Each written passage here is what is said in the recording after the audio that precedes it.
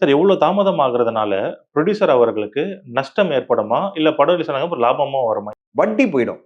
இப்போ ஒரு 3 மாசம் டிலே ஆகுது வச்சுங்களேன். அந்த 3 மாசம் அவர் இன்வெஸ்ட் 400 கோடி இன்வெஸ்ட் பண்ணியிருக்காருல்ல. அந்த 400 கோடி வட்டி இருக்கா இல்லையா? ஆனா வசூல் பாதிக்கப்பட போறதில்ல. அவருடைய வியாபாரம் பாதிக்கப்பட போறதில்ல. எல்லாமே நடந்துரும். ஆனா அந்த 3 மாசம் டிலே இருக்குல்ல. ஜனவரியில அவருக்கு வர வேண்டிய என்டையர் அமௌண்ட் இப்போ ஏப்ரல் மாசம் வரலாம்.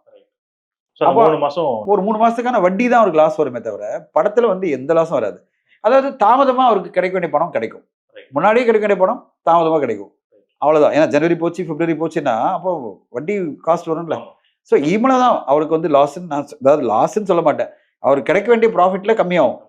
இந்த படம் ப்ராஃபிட்டபிளான படம். அந்த ப்ராஃபிட்ல கொஞ்சம் கம்மியாகும். மற்றபடி இந்த படம் எந்த வகையிலும் நஷ்டத்துக்கு வாய்ப்பே இல்லை. ஏன்னா இது ஒரு ப்ராஃபிட்டபிளான படம். டேபிள்லேயே அந்த ப்ரொடியூசருக்கு வந்து மிகப்பெரிய ப்ராஃபிட் வந்திருக்கு. அதனால அவருடைய ப்ராஃபிட்ல கம்மியாகும். Right, okay. சார் ஜென்ரலா ஆடியன்ஸ் எல்லாருமே வந்தனா ப்ரொடியூசர் அப்படின்னாலே அவருடைய பேமெண்ட்டை வச்சு தான் படம் பண்றாங்க அப்படின்ற மாதிரி நினைச்சிருப்பாங்க. அதான் அவங்களோட மென்டாலிட்டியும் கூட. இப்போ நீங்க வந்து வட்டி அப்படின்னு சொல்லும்போது தான் தெரியுது.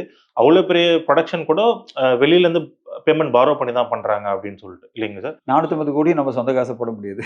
யாருமே போட மாட்டாங்க. இப்போ வீடு கட்டுற எல்லாரும் தமிழ்நாட்டில் வந்து அத்தனை பேர் வீடு வாங்குறாங்க, ஃபிளாட் வாங்குறாங்க. எல்லாரும் சொந்த காசுல பண்றாங்களா? லோன் சம்திங் அந்த மாதிரி பாரோ இல்ல. எல்லாருமே 90% இஎம்ஐ தான். கரெக்டா? எத்தனை பேர் வந்து மொத்த காசை கொடுத்து வீடு வாங்கியிருக்காங்க? ரொம்ப ரேர். பெர்சன்டேஜ் வச்சு தான் சொல்ல முடியும். 1% 2% அந்த மாதிரி தான். மீதி 98% எப்படி? லோன் இஎம்ஐ 10 வருஷம் 20 வருஷம் இஎம்ஐல தான் வீடு வாங்குறாங்க. இத்தனை பேர் வீடு வாங்கியிருக்காங்க, எப்படி வாங்கியிருக்காங்க? அந்த மாதிரி தான். இஎம்ஐல தான் வாங்கியிருக்காங்க. அதே மாதிரி தான் ஒரு தயாரிப்பாளர்னா ஒரு 450 கோடி எடுக்கிறாரு வச்சுங்களேன். அவர் மேக்ஸிமம் ஒரு 50ல 100 கோடி போடுவார். மீதி 300 கோடி அவருக்கு வந்து ரைட்ஸ்லேயே வந்துடும். எல்லாருமே ஃபண்ட் பண்ணுவாங்க. இப்போ எல்லா இடத்துலையும் வந்து திருப்பி அவர் கொடுக்கணுமா இல்லையா? அந்த 300 கோடி ஏன் கொடுக்குறாங்கன்னா, அவரோட ஷார்ட் டர்மாக கொடுப்பாங்க. 1 இயர் கொடுத்துட்டு திருப்பி வட்டியோட வந்துடும். ஏன்னா இந்த படம் பெருசாக ஹிட் ஆகிடும். அதில் சம்பாதிப்பாரு நம்மளுக்கு கொடுப்பாரு தான் கொடுப்பாங்க. 300 கோடி ரைஸ் பண்ணுறதெல்லாம் பிரச்சனையே கிடையாது. விஜய் சார் படத்தை நீங்கள் லான்ச் பண்ண உடனே 300 கோடி லோன் வந்துடும் கையில். ஒரு வேல்யூ இருக்கு. அவருக்கு உடனே பிஸ்னஸ் ஆகிடும். நம்ம சைடில் ஒரு 50 கோடி போட்டால் போகிறோம். 50 100 கோடி போட்டால் போகலாம். விஜய் சார் படத்தை நம்ம எடுத்துடலாம். ஓகேங்களா? ஸோ அந்த இதில் தான் அவங்க வருவாங்க. அவங்க மொத்தமாக 450 கோடி அவங்க சைட்லேருந்து போட்டு ஒரு படத்தை எடுத்துட்டு அப்படியே வந்து வட்டியே இல்லாமல் வந்து போகிறதுக்குலாம் எந்த ப்ரொடியூசரும் இங்கே இருக்க மாட்டாங்க.